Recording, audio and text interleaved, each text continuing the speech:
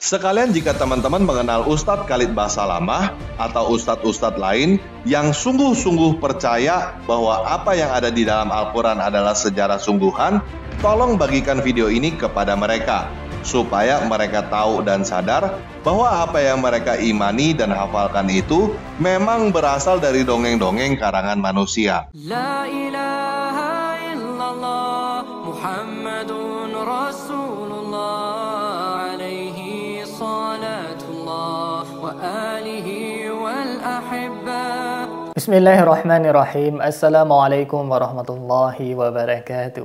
Alhamdulillahilladzi khalaqal mauta wal hayata liyabluwakum ayyukum ahsanu amala wa huwal azizul ghafur. Salatan wa salaman ala nabina Muhammad sallallahu alaihi wasallam alladzi qad hamala an-nas minadh dhulumati ila an-nur minal jahiliyah ila al-islamiyah. Alhamdulillah, sahabat Allah masih mengizinkan kita untuk berjumpa kembali pada kesempatan yang sangat berbahagia ini. Alhamdulillahirabbil alamin. Tidak bosan-bosannya saya ingatkan kepada para sahabat untuk menonton konten ini sampai dengan tuntas, karena konten kita kerap kali membicarakan mengenai akidah dan perbandingan agama. Saya khawatir terjadi kesalahpahaman di kalangan sahabat seandainya menonton sepenggal-penggal atau bagian tertentu saja. Semoga Allah melindungi iman kita dan kita diwafatkan dalam keadaan husnul khotimah. Amin ya rabbal alamin.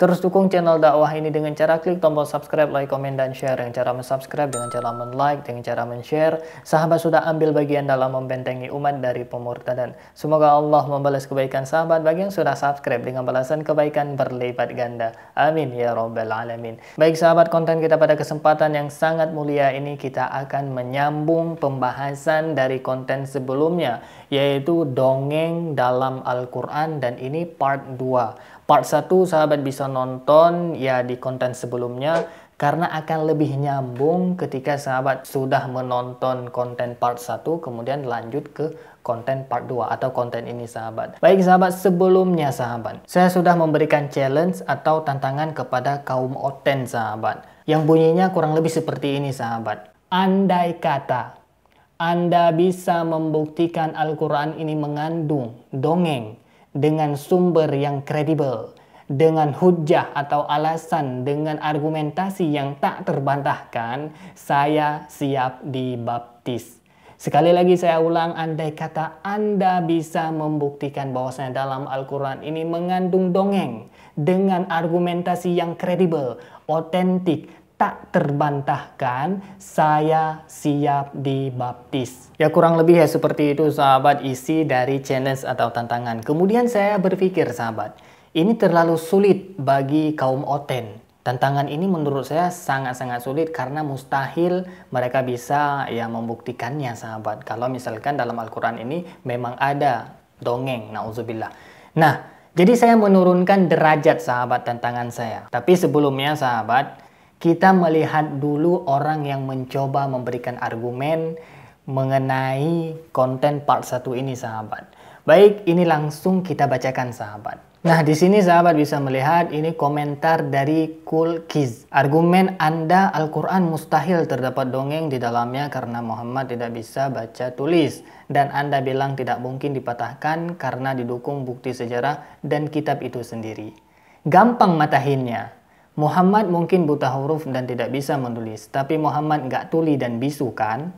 Apalagi Muhammad diceritakan sebagai pedagang Arab Saudi yang sangat mahir, maka berkelana ke seluruh negeri dan bertemu banyak orang adalah hal yang biasa. Maka sudah hal yang pasti terjadi kalau Muhammad mendengarkan cerita-cerita dongeng dari orang-orang tersebut. Apalagi orang-orang Arab zaman tersebut hafalannya kuat. Jadi ya wajar kalau banyak cerita yang diceritakan kembali oleh Muhammad. Baik sahabat, kita sudah membaca yaitu komentar yang mencoba mematahkan argumen saya di konten sebelumnya atau di part 1 sahabat.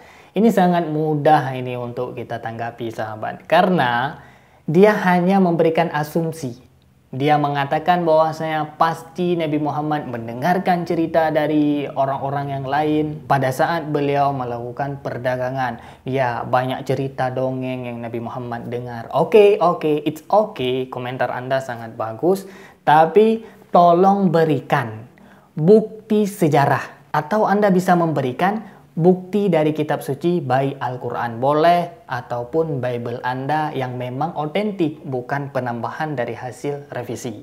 Nah, tolong berikan bukti ini kepada saudara siapa tadi, lupa saya, kepada saudara yang tadilah yang namanya memang juga turut saya cantumkan, tolong berikan bukti yang otentik, sejarah dari sumber yang kredibel bahwasanya Nabi Muhammad pernah mendengarkan dongeng pada saat beliau berdagang, pada saat beliau berkelana untuk melakukan perdagangan antar negara ataupun antar daerah. Tolong berikan bukti. Nah, kalau misalkan Anda tidak bisa membuktikan dengan sejarah yang kredibel, sejarah yang memang tidak terbantahkan, dan sejarah itu memang terbukti, memang benar-benar terjadi oleh para ahli, maka itu hanya bersifat asumsi. Sebenarnya saya tidak ingin menanggapi komentar Anda, karena komentar Anda tidak memiliki bukti atau data yang kredibel. Tapi coba Anda dengarkan kembali di video part 1. Saya memberikan argumentasi dengan bukti yang sangat kredibel dan diyakini oleh seluruh umat muslim di dunia. Saya mengutip langsung dari ayat Al-Quran bahwasanya Nabi Muhammad tidak bisa membaca, tidak bisa menulis. Jadi Nabi Muhammad tidak memiliki guru yang mengajarkannya untuk membaca dan menulis, apalagi menceritakan dongeng. Saya mengambil salah satu ayat dari surah Al-Ankabut ayat 48 kalau saya tidak salah ingat. Jadi saya memiliki data yang sangat otentik dan kredibel. Tapi Anda cuma memiliki alasan atau argumentasi kemungkinan. Kenapa saya katakan kemungkinan? Karena Anda tidak melampirkan data atau bukti yang kredibel. Bukti sejarah boleh, bukti dari kitab suci boleh, terserah Anda mau ambil yang mana. Tapi data yang Anda ambil harus kredibel. Itu kalau misalkan Anda ingin membantah statement saya atau membantah argumen saya di video konten part 1, sahabat. Saya berharap kepada saudara yang tadi memberikan komentar, teruslah belajar untuk mencari kebenaran. Karena di luar daripada Islam bukanlah kebenaran, tapi sesuatu hal yang dibenar-benarkan. Dicari pembenaran, bukan kebenaran. Tapi Islam memang benar. Ini yang membedakan Islam dengan agama yang lainnya. Baik sahabat, kemudian kita akan melanjutkan. Berikut kita akan saksikan cuplikan video mengenai lanjutan dari konten part 1 mengenai dongeng dalam Al-Quran. Kemudian saya juga akan menurunkan derajat tantangan saya di part 1.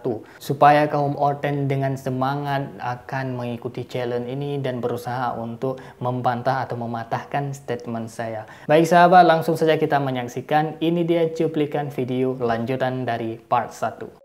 Jadi, sekali lagi, saya tidak berharap teman-teman untuk percaya kepada saya. Saya berharap teman-teman membuktikan sendiri apakah yang saya sampaikan ini benar atau tidak. Silakan catat dan cari sendiri 5 dongeng ini. Alexander Romance, The Testament of Solomon, The Seven Sleepers, Genesis Rabah 38.13, dan The Life of Adam and Eve.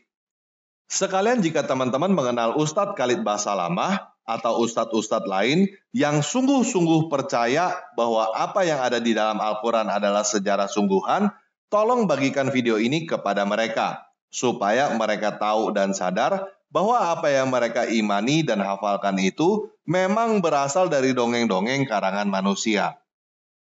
Oke, sekian video kali ini. Yesus Kristus penguasa saya mengasihi kamu. Baik sahabat, kita sudah mendengarkan cuplikan dari lanjutan part 1 sahabat. Mereka meyakini dengan sangat yakin bahwasanya dalam Al-Quran itu ada dongeng. Dan dongeng itu diadopsi oleh cerita-cerita dongeng atau karya-karya dongeng sebelum Masehi atau pada saat Yunani kuno sahabat bisa kita katakan. Yang intinya pada saat sebelum diturunkannya Al-Quran. Baik sahabat, saya akan menurunkan challenge saya. Saya akan menurunkan tantangan saya di konten kali ini sahabat. Mungkin terlalu sulit untuk membuktikan bahwasanya tidak ada dongeng dalam Al-Quran karena saya sudah patahkan statement mereka di part 1. Karena Nabi Muhammad tidak bisa membaca dan menulis, jadi mustahil Nabi Muhammad memiliki referensi dari sebelum-sebelumnya. Dan kalaupun ada yang komentar bahwasanya mungkin saja Nabi Muhammad diceritakan dongeng kepadanya, kasihkan bukti sejarah yang otentik dan kredibel. Karena itu tidak pernah terjadi.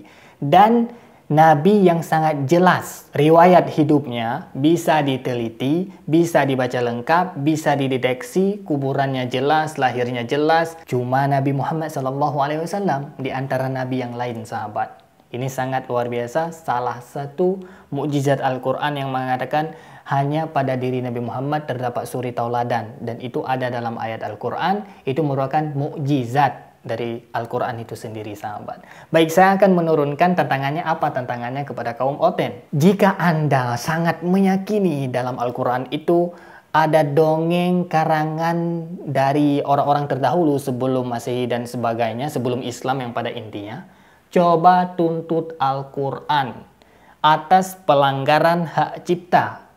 Dan seandainya Al-Quran di Indonesia saja, Al-Quran di Indonesia direvisi, saya siap dibaptis detik itu juga. Jadi mengerti ya, tantangannya ini sudah saya turunkan. Ini menjadi sangat rendah, tingkat ya nasional, bukan tingkat global lagi. Kalau kemarin mungkin tingkat global, pembuktian dongeng dalam Al-Quran yang bersifat umum. Dan itu saya pikir yang sangat sulit bagi kaum Oten.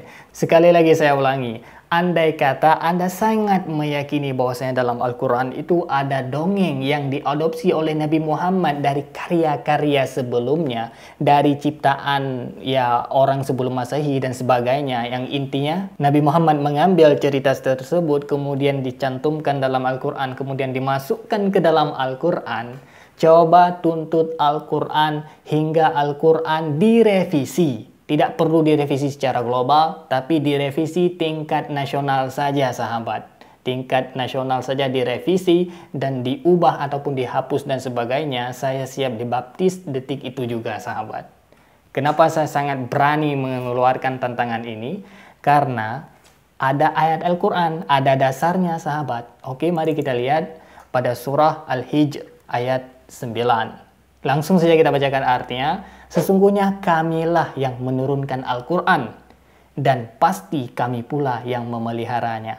Jadi jaminan saya Allah Subhanahu wa Ta'ala. Andai kata Al-Quran ini berhasil direvisi, diubah, dihapus ayat-ayatnya, maka ayat ini akan batal.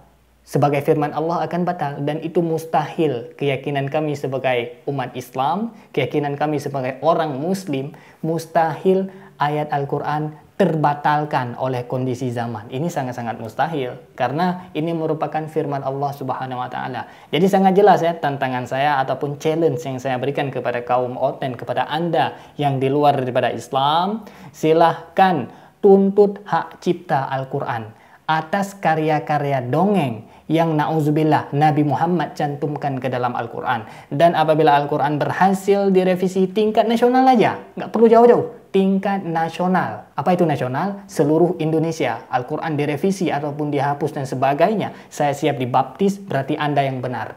Tapi sebaliknya, andai kata Al-Quran tidak bisa direvisi, andai kata Al-Quran tidak bisa dituntut, andai kata Al-Quran tidak bisa diubah, andai kata Al-Quran tidak bisa terbantahkan, mohon dengan keterbukaan hati, keterbukaan pikiran, Anda sebaiknya pelajari Al-Quran dan pelajari Islam.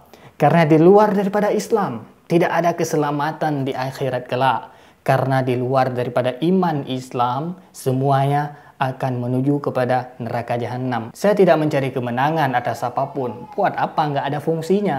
Nggak ada faedahnya bagi saya mencari kemenangan. Tapi saya mengajak Anda untuk berpikir. Saya mengajak Anda untuk membuka hati dan membuka pikiran supaya Anda menerima kebenaran. Karena dengan kebenaranlah Anda akan menghantarkan kepada Tuhan yang sejati dan keselamatan di dunia dan di akhirat. Atas dasar apa saya berkata demikian? Atas dasar saya menyayangi Anda karena Allah. Baik Anda yang muslim maupun Anda yang non-muslim.